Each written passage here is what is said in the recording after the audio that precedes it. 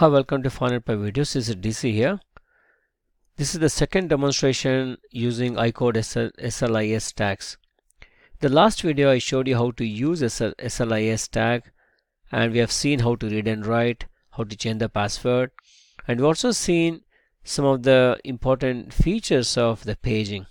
We know SLI-S now has got 10 pages and each page has got 4 bytes.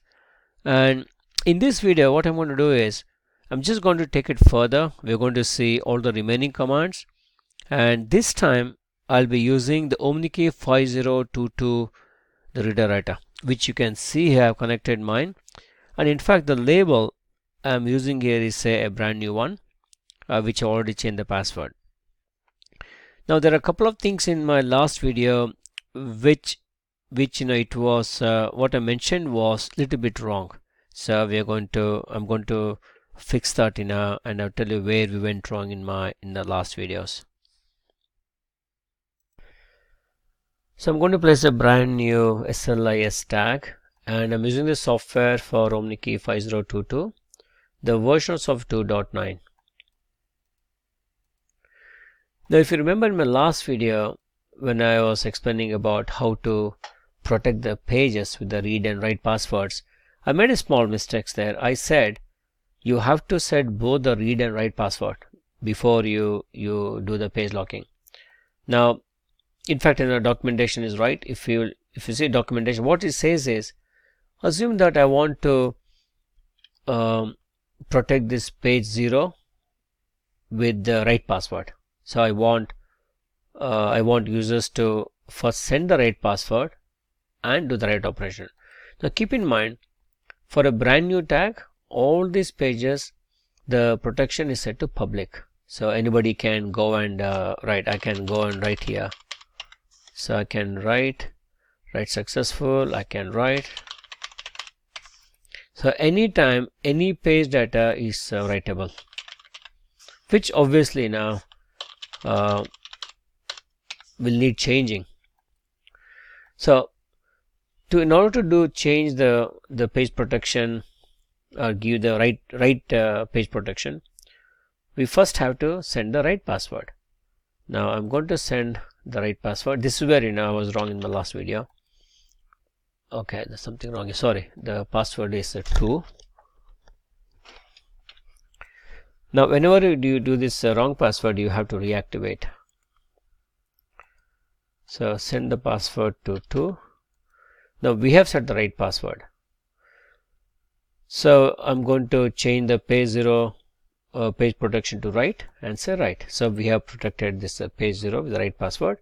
Now from this point onwards, you cannot write to page 0 without first sending the right password. Now try to write, you'll get a write error. So to fix that, send the right password. Now the password is 2. Set the right password. Now go and write. Now write is successful. So likewise, if you now go and hit this get multiple block status, get, so this command shows all these 4 blocks are write protected. Keep in mind this command, multiple block status command, work at the block level. The one command which is different from SLI is the invent read command. This uses the page concept here. Now I'm going to come back to this in a soon. So here I would like to protect the page 1 with the read password. So I don't want anybody to read without knowing the read password. So to do that, you have to first, I'm going to reactivate again, so that we know exactly how it works. Again, this is where I was wrong in the last video. Now so I want to protect page 1 with read password. You try to do without setting any password, you get error message. Now I'm going, because I just want the read password, I'm going to send my read password, set the read password. Now I'm going to go to page 1 and enable read password. Right now page 1 is password protected, you can't read it. If you go and hit read entire page, and if you look at here, the data from page 1 is missing because and our software says could not read all the blocks. It is because the page 1 is read protected. You have to first send the read password, then read this entire tag. So likewise, I can also protect with read. Again, we saw this in my previous video, so let's go to quickly repeat that. So what we're going to do now is, because I'm going to protect, I'm not bothered with the page 1 here. Assume that I want to protect this page 2 with the both read and write password. Now if you try to do without setting any password, try to do that, right? You got an error. So because you're protecting both read and write, it means, what it means here is, there are, for both read and write operations, there are different password. For reading, you have to set read password. For writing, you have a write password. So this is much better than having only the read password, where both read and write are both controlled by just one password there. Okay. So first I'm going to set the read password. Now you try to change, you still get an error because we also have to set the right password. Now you set it, we are able to successfully page protect. Now if I try to read now,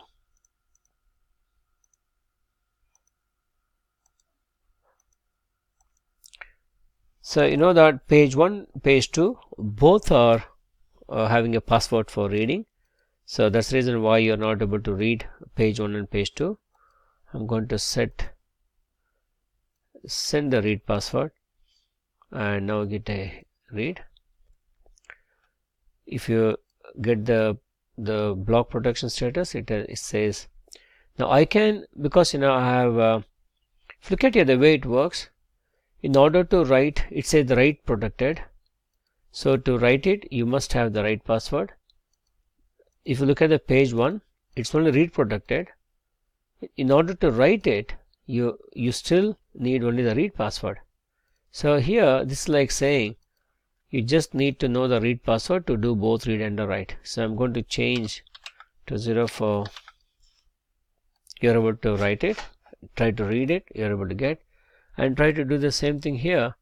So this should throw an error because so far if you see the software, we have set only the read password. So try to write, you got error message. So in order to write, I have to still set write password. Now you do the write.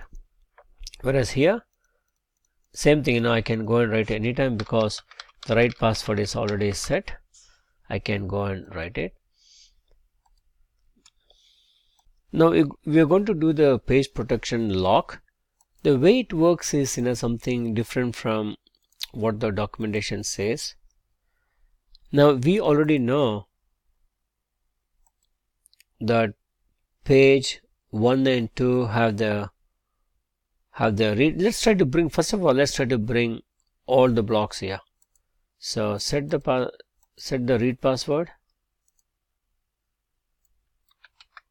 set and read, and get the status. So look at that. So let's say, how do we block the page 1? See, page 1 is the page protection is set to read for page 1. Now is it possible to lock? And we already set the read password. Try to lock this configuration. So to lock the configuration, you must have the protection here, whatever is currently applied for the page. Now I'll go and hit the lock.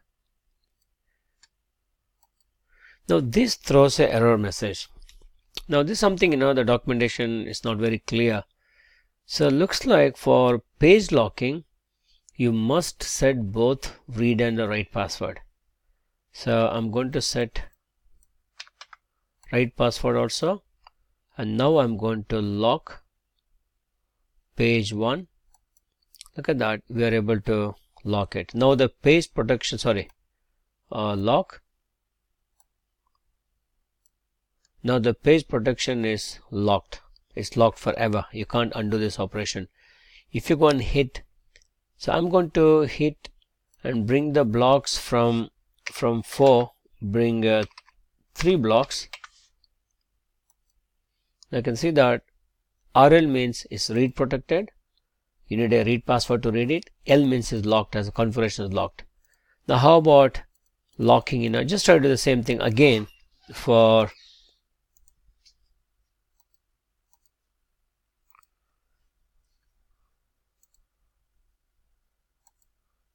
so look at here, we have the right password set for page 0 and I would like to lock it. So what you think you think, okay, set the right password, get the random number, set the right password, sorry, go to address mode, set the right password, then you can come to set the page 0, write it and say lock.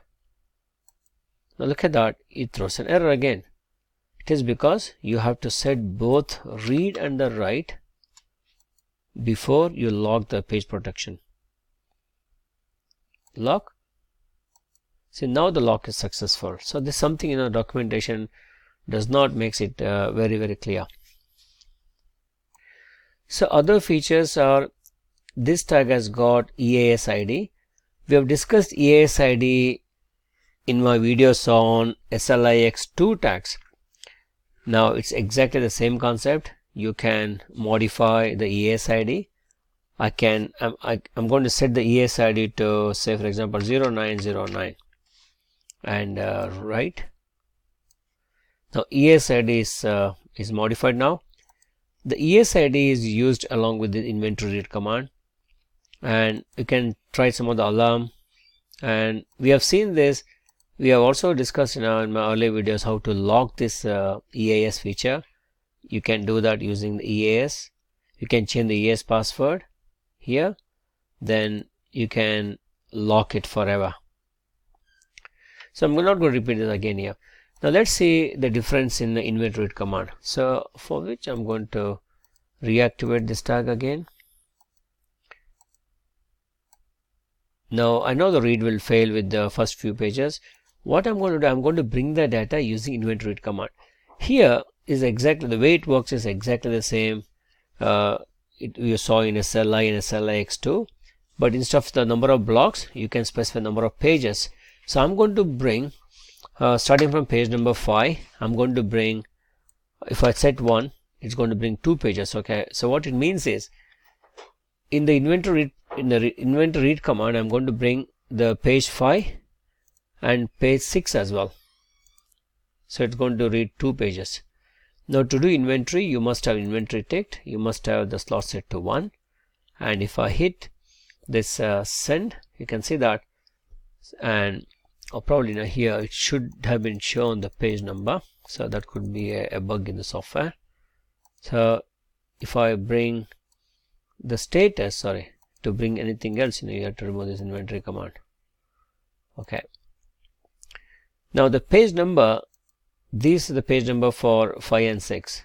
Now this is how the inventory read command works, and we have seen, see, the inventory read command works with option flag. Now when the option flag is 1, you can read, and look at the before that, okay, sorry, yeah, in the option flag is 1, so you can also return the UID. So if I hit this send now, look at that, with option flag 1, this returns the data plus the UID. Okay, so if you want to know this again, how to get the UID in the alarm command, so what you can do is keep this set this option ID, option flag, and hit the alarm. You can read the value of EAS ID. When you remove this option flag and hit the alarm, this reads the EAS bits.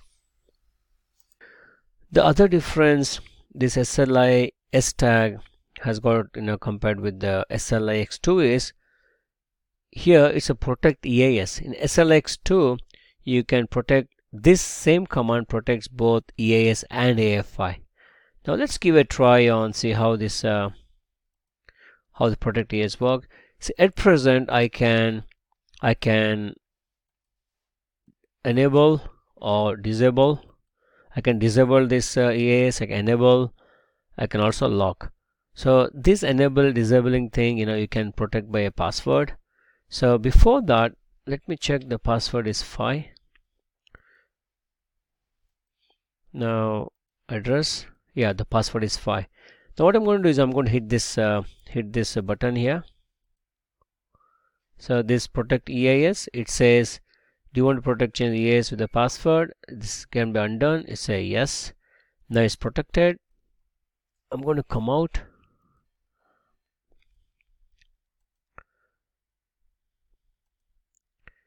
If you hit, sorry, okay, you can see that if I try to enable it or disable it or lock it, you get error message because it's now password protected. So in order to allow this enable and disable, you first have to authenticate or send the EAS password. I'm going to send the EAS password. It is set. Now go back here. At present is disabled. I'm going to enable it. Look at that, we are able to enable. Hit this alarm. Now I'm going to, in fact, this EAS protect also protects change in the EAS ID. Let's give a try again.